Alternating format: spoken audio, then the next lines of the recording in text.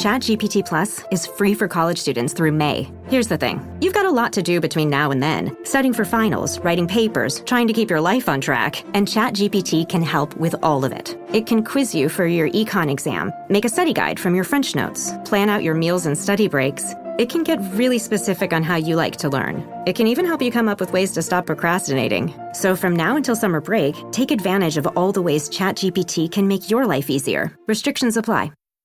The Other Side of Midnight. 77 WABC. Local Spotlight. Good morrow, everyone. This is The Other Side of Midnight on 77 WABC. I'm Frank Morano. Next Monday, New York City's Campaign Finance Board will decide whether Mayor Eric Adams qualifies for up to $4.5 million in public matching funds for his re-election campaign. This decision could be pivotal as the funds provide $8 in public money for every $1 donated by city residents, up to the first $250. For a campaign, this program is often the lifeblood of outreach, especially in a crowded, competitive race. However, Adams' eligibility is far from certain. His fundraising practices have been under intense scrutiny for years. Federal prosecutors allege that Adams himself participated in schemes to manipulate the matching fund system during both his 2021 and 2025 campaigns. The CFB has flagged 1/3 of Adams' current matching funds claims as invalid, and half of the claims from the latest reported period have been similarly questioned. These issues are not new. During his 2021 mayoral campaign, Adams' team repeatedly failed to provide documentation for over 150 fundraising events. Auditors noted instances of missing donor addresses, undocumented in-kind contributions, and suspected straw donations. Yet, despite these irregularities, the board ultimately approved funds for many of these questionable claims. To make matters worse, the indictment against Adams highlights incidents of alleged fraud, including a fundraiser in 2021 where multiple donations came from individuals tied to the same address, a clear red flag for straw donations. The scrutiny on Adams' 2021 campaign has extended into his 2025 bid, with CFB officials citing a growing percentage of flagged donations as invalid over time. These mounting challenges and past behavior have put Adams' current request for funds in a lot of jeopardy. It's worth noting that the CFB has denied public funds in similar cases before. Former Comptroller John Liu's 2013 mayoral campaign was denied $3 million in matching funds after two staffers were convicted of arranging straw donations. The precedent here is clear. Fraud, or even the appearance of fraud, is a valid basis for denying public money. If Adams is denied matching funds, it will significantly hinder his ability to compete in next year's primary. Campaigns are expensive and public financing levels, and unless he can get Elon Musk to start a super PAC for him that spends $50 million on his behalf, without public money, he is going to have a very tough time. Beam me up! To be continued. This episode is brought to you by Principles. Are there limits to the U.S. government's debt growth? What will happen if the debts are not curtailed? What should policymakers or investors do? Those are urgent questions that legendary investor and New York Times bestselling author Ray Dalio addresses in his new book, How Countries Go Broke: The Big Cycle. The book comes out in June and is available for pre-order today, wherever books are sold. The Other Side of Midnight.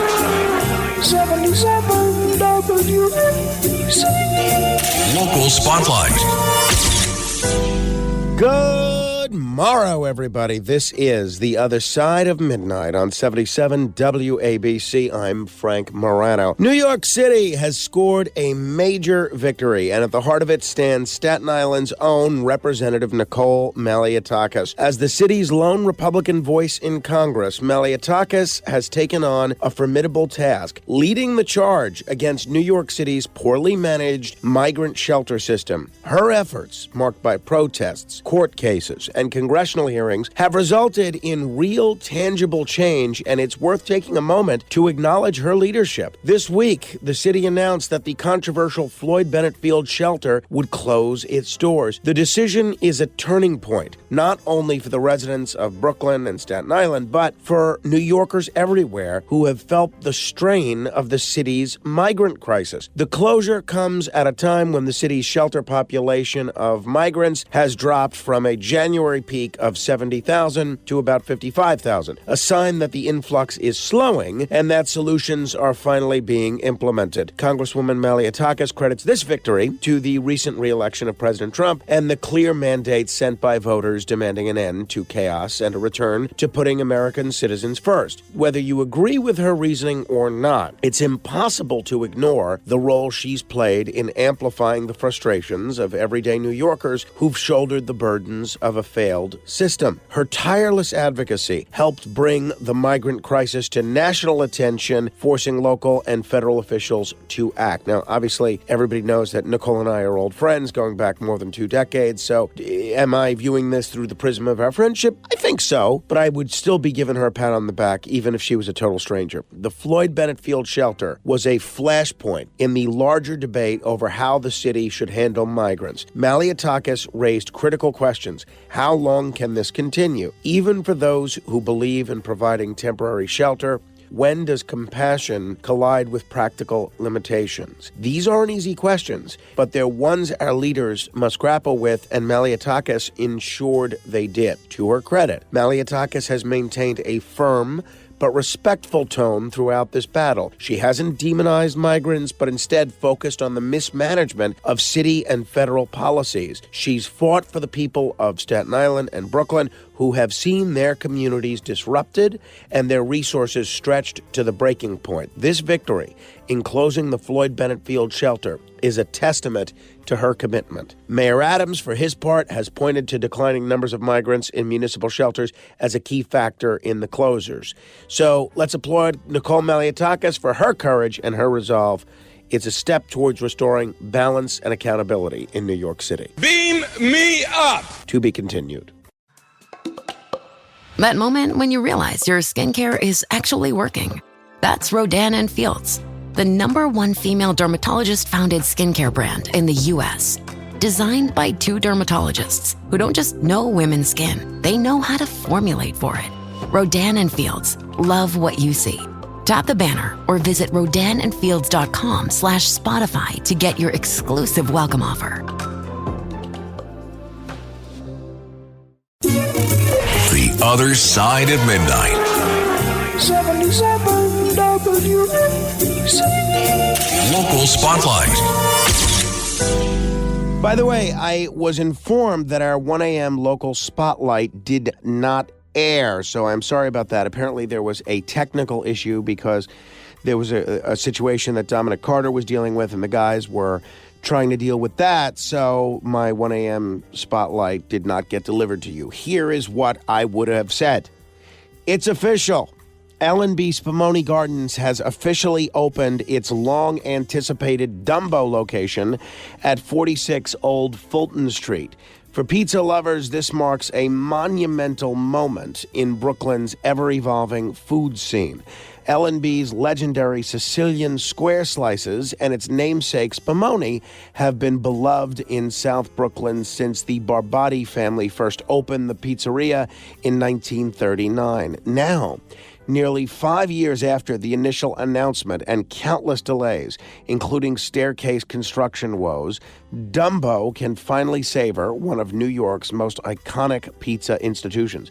But this opening isn't just about pizza, it's about history, culture, and community. L&B has weathered challenges, including the tragic loss of co-owner Louis Barbati in 2016, a story so layered it became the subject of an Oxygen true crime documentary. And now this expansion is breathing new life into a family legacy that has meant so much to so many. DUMBO isn't just any neighborhood for L&B to land in.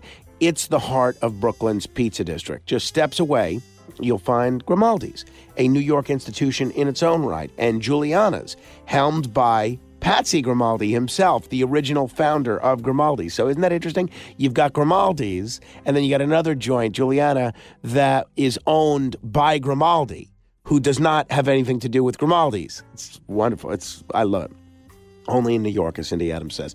Together, these three titans of pizza form a trifecta that cements downtown Brooklyn as a destination for pie pilgrims from across the globe. While Grimaldi's offers coal-fired tradition and Juliana's dishes up its artisanal flair, L&B's Sicilian slice adds a unique twist to this already diverse pizza scene. Thick, fluffy dough topped with a blanket of sweet tomato sauce and just the right sprinkle of cheese. It's a slice that has no rivals. Add their signature Spumoni dessert into the mix, and it's clear. L&B's contribution is more than a new pizza joint. It's an enhancement to the city's culinary heritage. Of course, the big question is whether L&B can replicate the magic of its original South Brooklyn location. That charm lies not just in the food, but in the experience. We will see. I can't wait to go. Beam me up! To be continued.